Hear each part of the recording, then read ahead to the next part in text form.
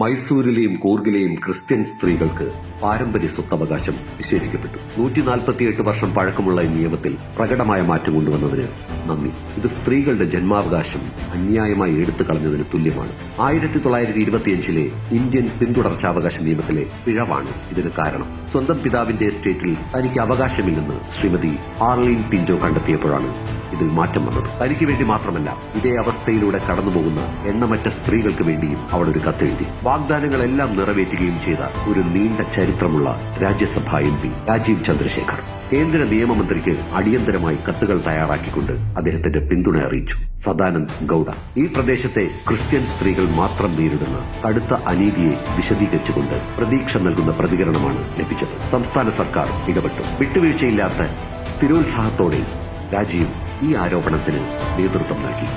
പ്രശ്നം പരിഹരിക്കുന്നതിന് സംസ്ഥാന നിയമ കമ്മീഷനെ നിർബന്ധിച്ചുകൊണ്ടിരുന്നു. പ്രത്യേക വിജ്ഞാപനം സംസ്ഥാന സർക്കാർ റദ്ദാക്കണം. രാജീവിന്റെ നീണ്ട പോരാട്ടം ഒടുവിൽ 2015 ഡിസംബർ 2 ഫലം കണ്ടു. സംസ്ഥാന സർക്കാർ വളരെ നിർണായകമായ നടപടിയാണ് സ്വീകരിച്ചത്. ഇന്ത്യൻ പിന്തുടർച്ചാവകാശ നിയമത്തിലെ കാലഹരണപ്പെട്ട വ്യവസ്ഥ റദ്ദാക്കുന്നു. ആർലീന്റെ അചഞ്ചലമായ നിശ്ചയദാർഢ്യമാണ് ഈ വിജയത്തിന് കാരണം. രാജീവിന്റെ കരുത്തുറ്റ രാഷ്ട്രീയ ഇടപെടൽ വാദത്തിന്റെയും പ്രവർത്തനത്തിന്റെയും ശക്തിയുടെ തെളിവായി പ്രതിധ്വനിക്കുന്നു.